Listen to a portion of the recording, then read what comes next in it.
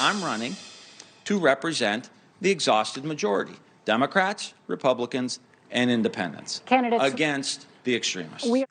Former Democratic Congressman Tim Ryan of Ohio in that NewsNation midterm election debate with then Republican Senate candidate J.D. Vance. Ryan lost the election, became far closer than many expected, and he performed comparatively well because he was able to successfully court many centrist Republicans and Democrats. He was able to push back against his party's extreme wing and give voice to what we on this show call the marginalized moderate majority.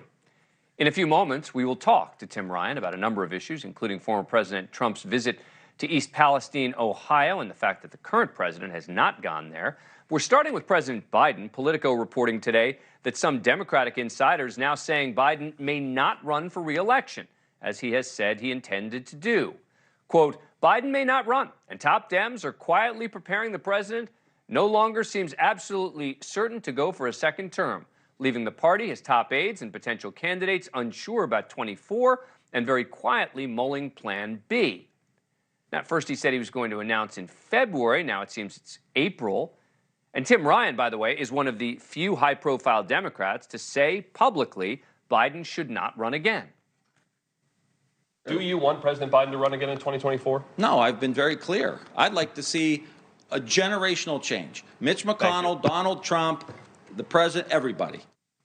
But Biden's poll numbers have actually seemed to be getting a little better. In a new NPR-PBS Marist poll, half of Democrats and Democratic-leaning independents say their party has a better chance of winning the White House in 2024 with Biden as the nominee.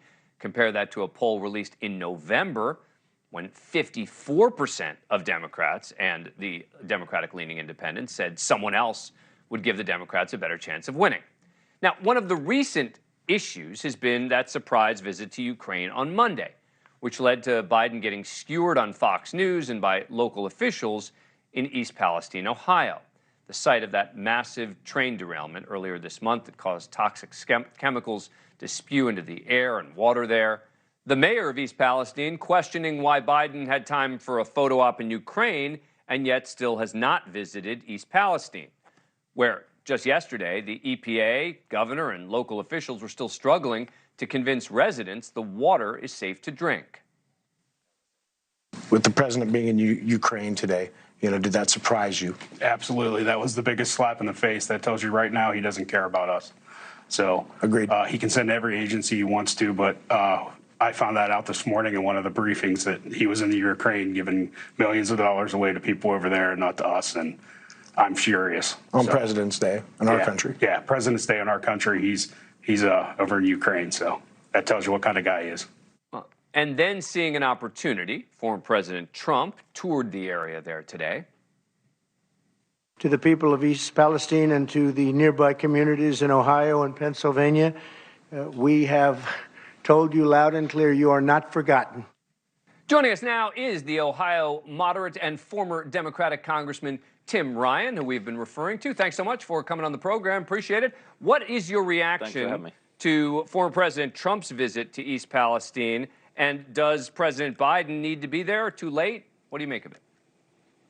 Yeah, I think it's not helpful. I mean, to politicize this tragedy that's happened, I just don't think that's helpful at all. But that's clearly what Trump wanted to do. And I think that's the kind of thing that needs to stop in the country. Look, Biden should have been there. I think immediately sending a strong, robust federal government presence immediately after the accident would have been the smart move. You're dealing with a community not far from my old congressional district that feels forgotten, feels like the federal government doesn't care. It was an opportunity to really go into that community and show that the government is on their side. Sherrod Brown was calling for it, and it didn't happen. So you are going to open yourself up to these kind of criticisms, but I could see the local mayor being upset, but there's no need for the former president to be there throwing gasoline on this fire. This is about the people, not about him. And just because maybe Biden made a mistake doesn't mean you need to throw gasoline on the fire. What do you make of many on the right who've said that this area has been ignored? You've probably heard the argument because it's Trump country. You know this area very well.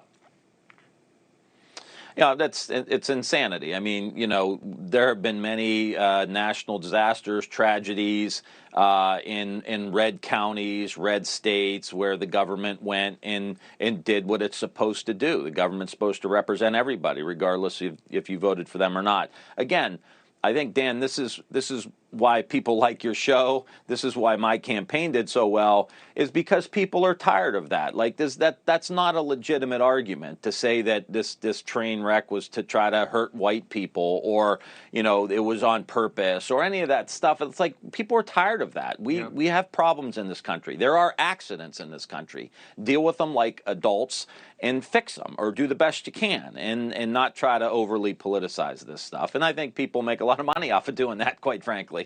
Thank you for watching. Go to newsnationnow.com to find News Nation on your cable provider. And don't forget to click the red subscribe button below to get more of News Nation's fact-driven, unbiased coverage.